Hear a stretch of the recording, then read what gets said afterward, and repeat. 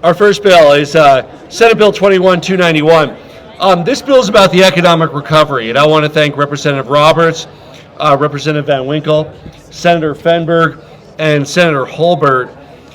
Quite simply, this gives the Office of Economic Development and International Trade, and I don't know if we have any representatives here from OEDIT, but it gives the Office of Economic Development and International Trade $40 million as part of the stimulus and recovery package to help attract great businesses to Colorado. And $10 million will go to the location-neutral employment program, which is also an overall part of the climate agenda, helping people work from home on the ongoing basis. So when a company moves to Colorado, and I think we were one of the first, if not the first states to do this, where we actually have additional incentive around location neutral. It's good for our rural economies, and it also helps reduce commuting and carbon, where people can live anywhere in Colorado and be able to do their jobs. So we're very excited about that component as well. The strategic fund helps support job growth in Colorado. We already have been able to use the location neutral to attract companies like PAX 8 and Focus to Colorado. So for rural economic development and also to get traffic off of our roads, we're very excited to have these resources at our state level to help bring the next generation of great jobs, good paying jobs to our state. With that, we'll turn it over to Majority Leader Fenberg. Thank you, Governor Polis. Appreciate your leadership on this. Hopefully we'll get this to stop humming. Bill signings are always kind of a celebratory occasion, even more so this year that we can do them in person, which is so great to see all of you here today. It's obvious that we are nearing the end of the pandemic because economies are opening back up. We can go out, we can do things, we can be with friends. However, the economic recovery is not so obvious, and it's going to take some time and can't be fixed simply with a shot in the arm with a vaccine. So that's why the American Rescue Plan is so important. It provides much needed investment to so many different areas of our economy and our state. And this bill is really about putting a lot of the funds from the American Rescue Plan to work. And it's going to be invested in many different ways. We're going to mostly spend this interim before we come back to the legislature. Hopefully we don't come back until January.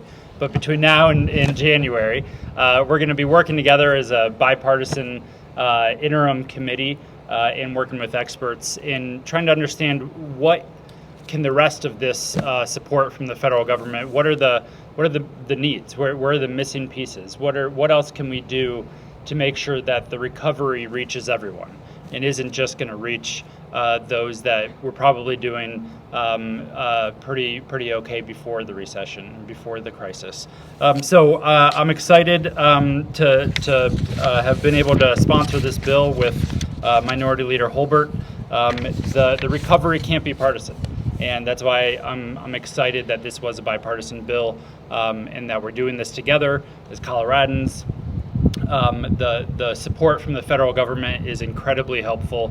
Our state would be in a very different place if it wasn't for the leadership of our president and members in Congress. And so we want to thank the federal delegation from Colorado for their leadership to help us out with this funding. It really will change the outlook of Colorado and to make sure that this recovery doesn't leave anybody behind. So thank you, Governor, for the partnership and the collaboration as we embarked on how to spend and how to use these federal funds, and Coloradans in Colorado will be better for it. So thank you. All right, moving over here, we'll sign it.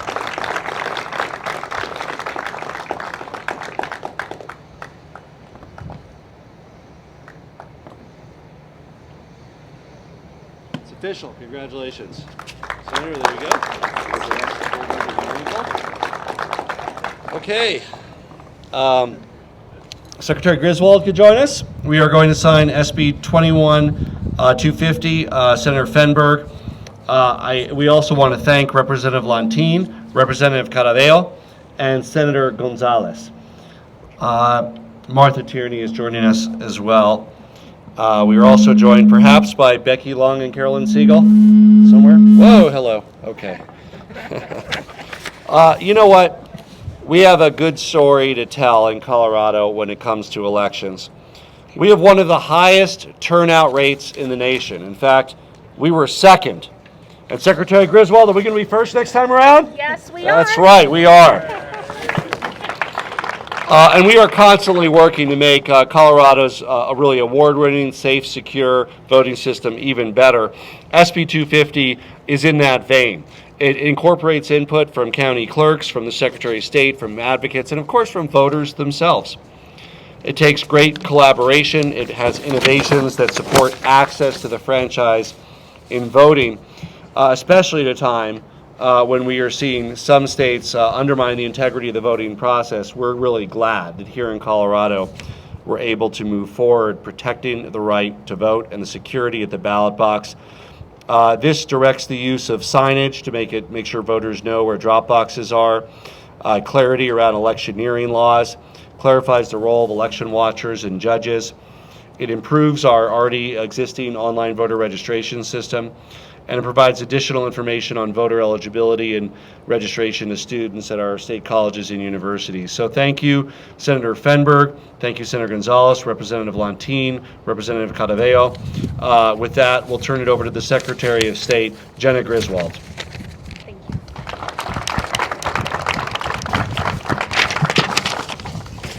Good afternoon. I'm thrilled to be here for the signing of the Colorado Votes Act, an important piece of legislation that will make our elections here in Colorado more secure and more accessible. Colorado is a national leader in how we run elections because year after year we look to improve the last election to the next. Every election cycle provides a new set of lessons learned and ideas of how we can better conduct our elections. And the Colorado Votes Act represents exactly that. Another significant step in making our elections more safe, secure, and accessible. As we see voter suppression bills passed in other states across the country, we should be proud that the Colorado legislature continues to promote access and security in the state. The Colorado Votes Act will enhance online voter registration, clarify electioneering rules for election judges at voting centers, require risk-limiting audits, which are bipartisan, on recall elections, among other small changes. And it reflects a great partnership and innovation with the county clerks, lawmakers, community leaders, activists, and my office to make sure that Colorado elections remain the nation's gold standard. I'm proud of my office's close work with the four phenomenal legislative champions, Senators Fenberg and Gonzalez, and Representative Lantin and Caraveo. Thank you for your partnership and leadership in advancing this bill, and thank you, Governor Polis, for being a valuable partner and a champion of voting rights here in Colorado. Thank you. Senator Fenberg. Hello again. When we were gathering just a few minutes ago, Martha said, thanks for inviting me. This is great. So exciting, but why are we doing it on top of a parking garage? There is absolutely no reason why we are signing this bill on top of a parking garage, but it's because of the following bills, and it'll all make sense shortly. But over the past year or so, honestly, we've seen attacks on our voting rights all over the country. It is something that I think we have seen. We've watched on the news. We've seen the impact for voters. In Colorado, that has not happened. In Colorado, we are about moving forward and advancing our election system and making sure everybody who's eligible that wants to vote has the ability to do so. And that's what this bill is about. And I'm really proud to be in Colorado, where we are that example, where we are constantly trying to make things better for voters rather than harder. Going into this session, we knew that Colorado was a national model for secure, accessible, and fair elections. Even so, I think we all know that there's always room for some improvement, and that's what this bill was.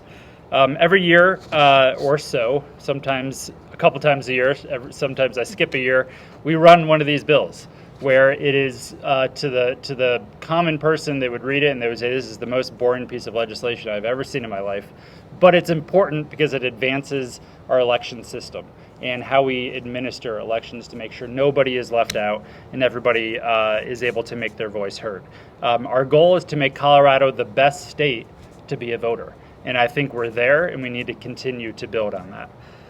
We've always had one of the highest voter turnout rates in recent times, and we are a state that prioritizes convenience, accessibility, and security of our election system.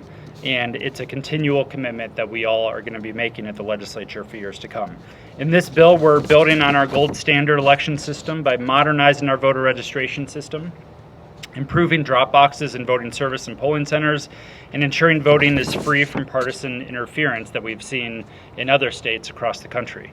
Legislation like this seeks to ensure our elections remain the gold standard across the country, and that we're always going to stand up for voters and democracy, because it's the Colorado way. We believe that democracy works best when more people show up and participate in that democracy. I want to thank everyone who played a role in shaping this bill. There are many folks that are here today, whether it's America Votes, the county clerks and the County Clerks Association. I think Molly Fitzpatrick is here. There she is. The Boulder County Clerk, the Secretary of State's office, Jenna Griswold, Mi Familia Vota, New Era Colorado, so many different organizations that really are the experts, because they work with voters year in and year out and help us get to the gold standard that we have here today. And another reason to be proud of having such an amazing election system in Colorado is the All-Star Game that will be in Denver pretty soon. So we have many reasons to celebrate, but thank you all for your support, and we're looking forward to you signing the bill. All right, let's make it official.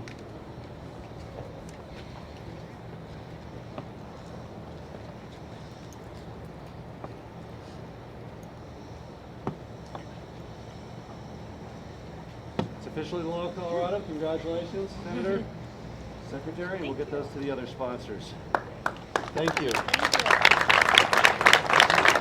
Steve, I like that line. I thought you snuck like rooftop voting in the bill, and that's why we were doing it here or something.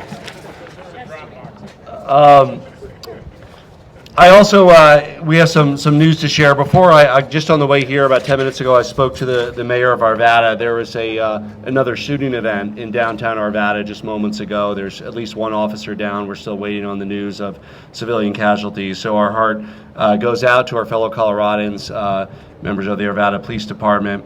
And we hope for the best as the news emerges as to what transpired. The active shooting incident is no longer happening. It's over, I believe, but there was, we'll find out more in the near future. This next bill is actually the reason why we are on the rooftop. So it all makes sense eventually.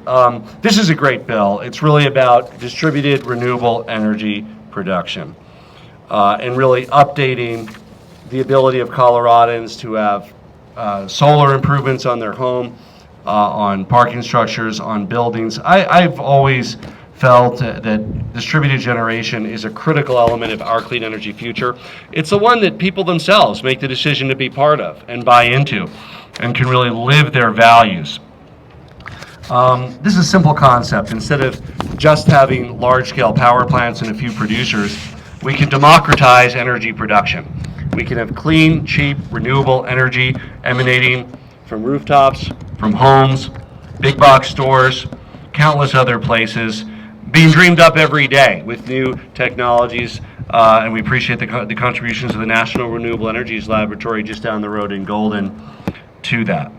And we also have the ability for property owners to get paid for the energy they produce to further advance electrification. Another bill that we're passing also lowers the property tax assessment rate for renewable energy properties that we'll be signing shortly as well. So there's a lot of advantages. This bill makes innovative and groundbreaking strides in turning the vision of our renewable energy future into reality.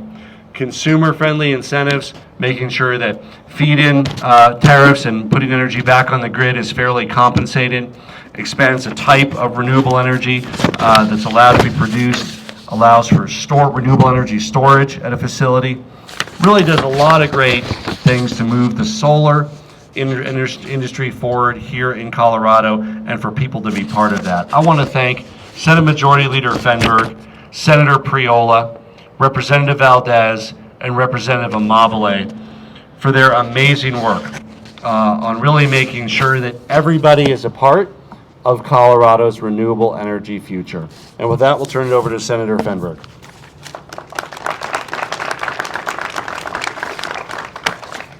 Apologies, this is getting a little old that I keep coming back up here.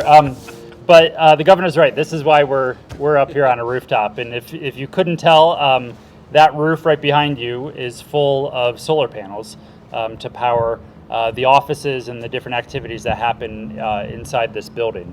This bill is one that I'm incredibly proud of and excited to get into law. I think it cements Colorado's place as a leader in energy policy even more so than we were, and it will be landmark. It will create landmark changes to advance and promote distributed energy and storage across the state. Our renewable energy use is growing every day. We know that. We can see electric vehicles are more and more commonplace. And a bill that we'll talk about in just a minute, we are also electrifying our homes at great speed right now.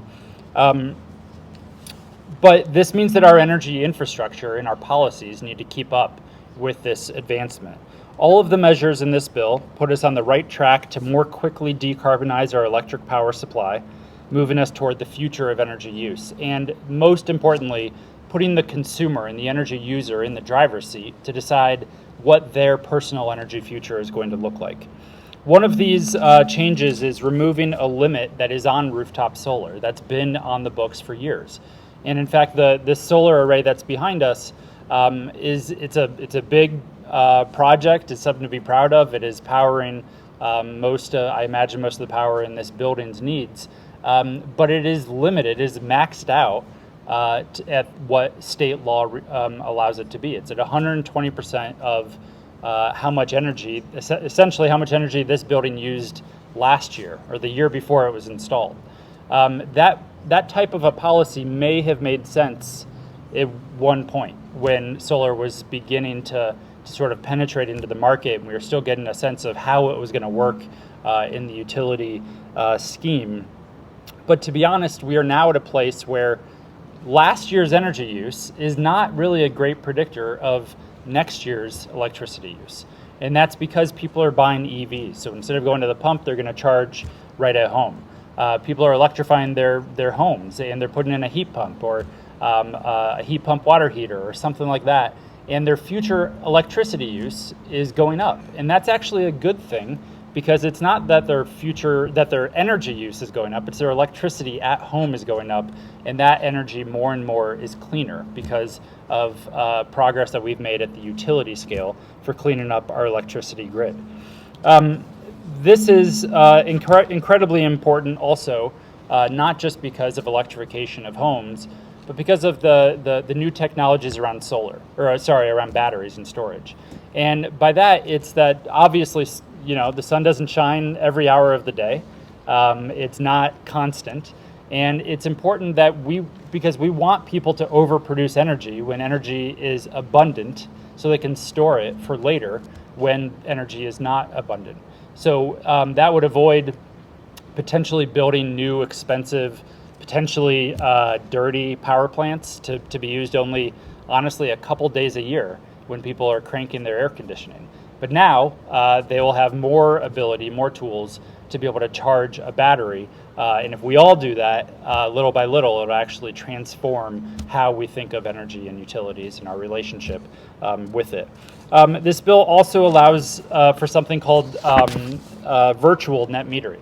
And by that, we mean that it's going to allow someone to build a solar array in one location and actually use that energy and the credits developed by that energy, by that solar array, somewhere else. This can be helpful for someone with a home who just happens to have plenty of trees and shade, and therefore they don't have a great location for solar. But I think the most exciting piece of this is on commercial applications. A Google or a tech company that's thinking about moving to Colorado will now know that there's an option on the books for them to build a solar array somewhere on the outskirts of town and use that energy where their employees or where their production is based, maybe in the middle of town. So I think this is a big economic driver. It's going to be great for the solar and storage industry, but I think it's overall going to be amazing for Colorado's economy and bringing new companies here. This bill opens the door to literally hundreds of millions of dollars of investment in clean, affordable solar energy. And there's a lot in this bill that we're not going to go through today. There's a lot of technical pieces that we got in here that are exciting. But every single piece of it is key in our transition to widespread adoption of renewable energy across Colorado. For instance, it permits the use of a new piece of technology called a meter collar. Not very exciting to most of you. However, this is something that is a simple new piece of technology that can go onto someone's electric meter that could bring down the cost of installing solar for an average home by literally a couple $1,000s. So it's game changing for adoption of rooftop solar for a lot of people around the state. It also directs the PUC to establish programs for demand response, which will allow a more sophisticated relationship between a consumer, an energy user, and the utility, and maybe a software company as a middleman that sort of helps tell the consumer when their electric car should charge or when they should discharge a battery to the grid and things like that. So very exciting stuff that I think is going to pay off, and we are more and more so going to be on the cutting edge of energy policy across the country. I'm really proud of the progress we're making across Colorado. I want to thank all of the folks who played such a key role in helping us get this bill across the finish line and getting it right. Of course, COSA and Mike Kruger over here with the Solar and Storage Association. I want to thank Western Resource Advocates for helping me understand some of the ins and outs of this policy. I especially want to thank the City of Boulder for their leadership for years. That really is what led to this bill coming to fruition. So thank you, Mayor Sam Weaver, Councilman Aaron Brockett, Carl and Jonathan with the city. Thank you so much for your leadership. Thank you to Tesla, who first told me what a meter collar is, and I'll never forget what it is. It'll haunt my dreams for years to come because of how much I've read and learned about meter collars in the last year. But thank you all for helping us advance Colorado and not just get comfortable with where we are, but knowing that we have leaders in the state that are going to keep pushing us to be a leader across the country on energy. So thank you.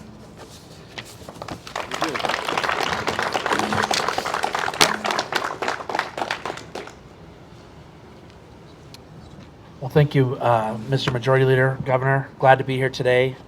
Yes, even though there's cloud cover, those solar panels are producing right now. So just a little bit of information. But what this really means, and the governor said it best, this is about distributed solar, and what distributed solar is about is solar that's owned by the people. So when we talk about this bill in context of what it can be, to me it means we're giving power to the people, but we're also creating resiliency. This week, temperatures soared to 100 plus all over the western United States, and once again we saw states that struggled to meet their energy demands. And by distributing solar power throughout the state of Colorado, we will be sure that we don't fall into those same sort of traps. When we talk about getting rid of the 120 cap, we're talking about enabling people who may choose to get an electric car as part of their transition as an individual and as a family to have their solar system built at one time with the capacity to electrify their family fleet, which is a huge deal as we look at air quality issues. And today's a beautiful day here in Boulder, but living in Denver, that is commonly an issue. And as the representative of House District 5, which is downtown Denver, the most densely packed area in the state, many of my constituents aren't able to do solar because they're high rises or they're large buildings. So adding this component where a building owner or building owners can operate an off-site generation facility is really going to be a game changer for the state of Colorado. This is a huge bill. As somebody who is a veteran of the renewable industry before stepping into the political realm, it's a big deal, and I just want to thank you, Governor, for signing it today. Thanks, Mike, and everyone at COSA, Thad at Tesla, everybody who worked to make this bill a reality. I'm very much excited to be a part of it, and it's signing today. Thank you.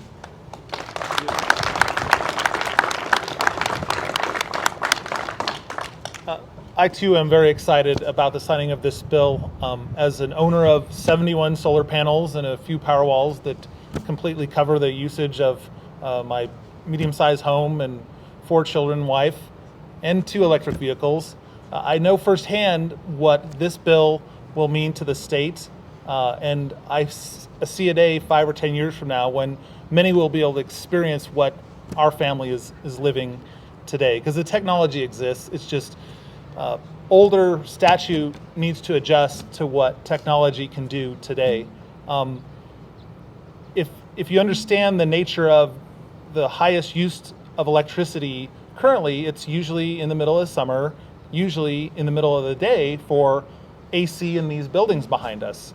And if you also understand the nature of solar production, the highest production of solar panels is usually the middle of the summer, usually in the middle of the day. So there's a great benefit and synergy between that. And I see a day in the future where utilities sell most of their electrons and recover most of their costs in the middle of the night, in the middle of the winter. And that will work out for them, but this bill will help increase the adoption of solar energy, and will also help our children and grandchildren with the benefits to the climate. So with that, let's not waste any more time and sign this bill. I would like to say that I vote for all the bill signings being here going forward, regardless of what bill. It's a beautiful backdrop. Thank you again. Join us.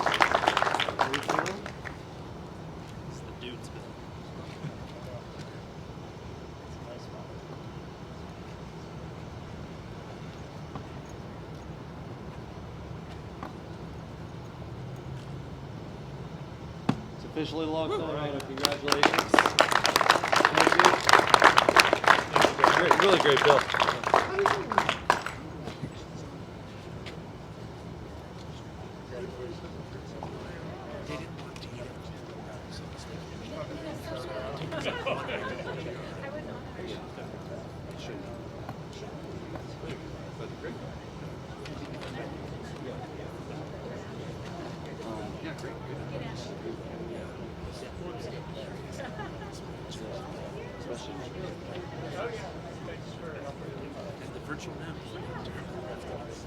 Good job. Okay. Another big important bill here today. This one's really exciting. They're all really exciting. Voting and economic development and jobs and distributed solar. And now we have a key part of our greenhouse gas reduction roadmap, which is making sure that investor-owned electric utilities can file beneficial electrification plans with the PUC. There's a number of folks here for this, and some of them are the same folks here for the last bill, some are different. But this bill also represents a great partnership between labor and the environmental community. I want to thank Chris Piper, Keith Hay from the Energy Office, and Will Torres with us from the Colorado Energy Office, Hannah Colazzo from the Energy Office. Look, a lot of, boy, this has the fingerprints of a lot of former Boulder County officials. Not only Will Torres, but Elise Jones is on the thank you list. I know Elise here, but she's on the thank you list. Howard Geller, who I saw as well earlier. There's Howard. Becky Long, Alexandra Mejia Cunningham, Sam Gilchrist, and Ariana Gonzalez. They're all from NRDC. Gary Arnold from the Pipe Fitters, Phil Hayes, and Chris Markinson, Blue Green Alliance. We were just so excited. This session was a real great renewable energy and climate session. The Colorado Energy Office really was able to achieve all of the goals that are part of implementing the greenhouse gas roadmap. And this bill is an important part of that. This bill, taken with other bills in the package, helped put Colorado at the forefront of addressing a key sector in emissions. And that's putting us on course to make progress towards our targets. This bill alone will result in gas utilities reducing greenhouse gas emissions by 4%. That's just in the next 3.5 years, and 22% by 2030, using technology-neutral, outcome-based approach. We all know that our investor-owned utilities are an important part of achieving our climate goals. Not just on the energy front, but the other business that they're in. Many of them are in the natural gas business. Clean heat plans can ensure that the plans meet the cost effectiveness targets, ultimately saving homeowners and consumers money as well. This is important to make sure that our state supports low income and disproportionately impacted communities. I'm so proud of these historic achievements in this legislative session on truly groundbreaking, nation-leading climate and clean energy policy. On behalf of the state of Colorado, I'm proud that we're stepping up on climate, and I want to thank Senator Fenberg, Representative Froelich, and Representative Valdez for their work on beneficial electrification. I want to thank our brothers and sisters in the organized labor movement for stepping up and being part of the solution.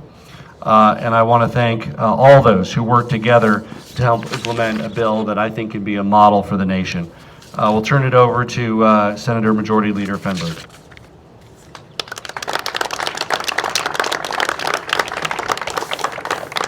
My name's Kevin Priola, and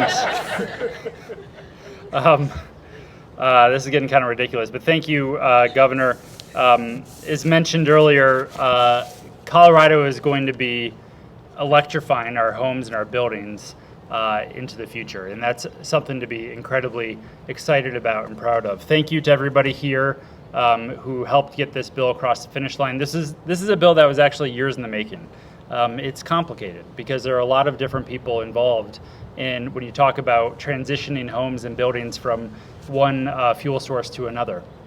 This isn't something that has exactly been done before in Colorado, but we are building on a lot of successes from other bills and policies like demand-side management to make our homes more efficient and cleaner. This bill incentivizes the electrification of homes and buildings with the goal of hopefully letting people stop using fossil fuels at the source of use, meaning a natural gas-fired furnace or a stove or something like that. It can improve not only our outdoor air quality because of emissions, but also indoor air quality when you're living next to burnings of fossil fuels for your heating purposes. This is something that is going to gain momentum across the country in the coming years. It's a flexible, cost-effective step that all of us can take towards decarbonization. Incentivizing this process is getting individuals to start thinking about these opportunities. It's getting them to make decisions in their spending and how they live. It's not an easy thing to do, but when you start to dig in on what electrification means, the benefits become very, very clear. I'm currently installing a heat pump right now. I've never had air conditioning in my house. I feel like I've never needed it until recently. And the great thing is when I was talking to the salesperson about my heat pump, I was thinking about heating my house in the winter. The heat pump is also an air conditioner. So I'm going to have an air conditioning. So you're essentially buying 2 units for the price of 1 in a lot of ways. And more people are, when they're starting to make these decisions about their homes, they're going to realize that electrifying just simply makes sense and is not just the right thing to do, but it's the right thing to do for their household and for their pocketbook. I especially want to thank everybody who worked on this bill, obviously everybody that's here today behind me.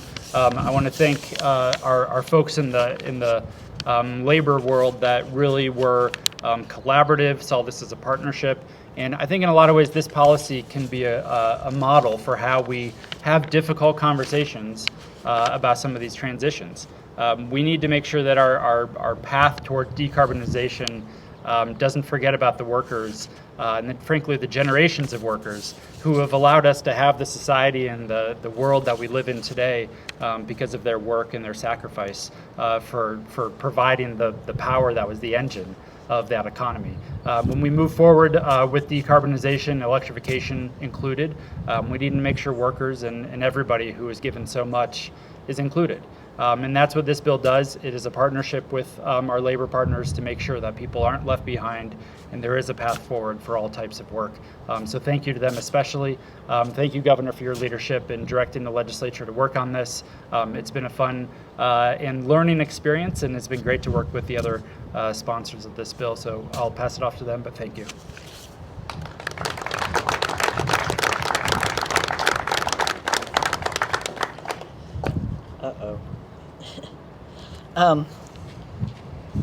Thank you, everyone. I'm Meg Froelich, the House sponsor, along with Representative Valdez and, of course, Senator Fenberg, who I want to thank very much. This is what I hope will be one of many Fen-Fro-Des bills to come. And it really is a piece of the puzzle. And the puzzle is only coming together because of real transformative leadership. And it starts with the governor, and we appreciate that very much. And it includes the legislature and our partners. And so many thanks to the Colorado Energy Office, to the Department of Natural Resources, to NRDC, to SWEEP, to our labor brothers and sisters, and many others. And all of this is to meet our greenhouse gas emissions goals. And we're grateful for the creation of the roadmap, and it's up to us to implement it on all sectors. And we need to do that in generation, in grid resiliency, in battery usage, and in mitigation of natural disasters. And we've done all that this session, as the governor mentioned. So we're tremendously proud of this session and of the work that we've done. And this piece is really demand side management as represented through beneficial electrification, and it promotes another piece of this puzzle. And I'm particularly proud of the labor components and of the low income household emphasis. So thank you so much, Governor, for signing this bill today. Representative Valdez. Okay, well, I'll be quick. I want to just thank all the folks that went to work on this bill to make it a reality. When you run for the legislature and you become an elected official, one of the things you think is, what is the world going to look like after I'm gone, and how can I look back and really quantify the changes that I was able to work on while I was here? And this is going to be a big one. As we talk about clean ways to get energy, we also need to be talking about creating programs where our utilities are incentivizing their customers to adopt new technologies. Heat pumps, induction stoves, all sorts of new technologies that are just amazing, that are going to really change the paradigm. I also live in an all-electric home, and it's nice to not have to worry about the appliances changing my air quality. But more importantly, it's inexpensive. And so we need to be talking about ways that we can use these programs to make Colorado more affordable for Coloradans. I want to thank Majority Leader Fenberg for sending an amazingly already ready bill to the House, which is rare, so thank you very much. And to our brothers and sisters in labor for working with us to create an excellent opportunity for workers in the state of Colorado as well. And of course, thanks, Governor, for setting a bold goal for the legislature to guide the state along as we move towards a clean future. So thank you very much. Thank you. The Executive Representative, Mr. Latour. Thank you. I think everything has been said, but not everyone has said it, so I'll say a few words. No, I really just want to thank everybody who's worked on this. As part of the greenhouse gas roadmap, we looked at a very ambitious set of legislative initiatives on building decarbonization, on how we could move forward with the millions of existing buildings to move them towards cleaner fuels and dramatic reductions in greenhouse gas emissions while saving Coloradans money. There were 5 major legislative proposals in the roadmap, and amazingly, every single one of them was approved this session. And this bill on beneficial electrification is just absolutely central to that agenda. So thank you to the governor, thank you to the legislative sponsors, and thanks to everybody who worked on Senate Bill 246. All right, let's sign it. Join us.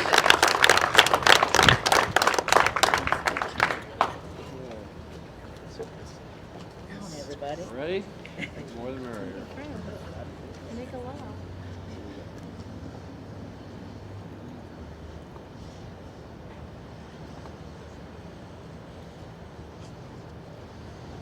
It's official. Congratulations, Senator. Congratulations.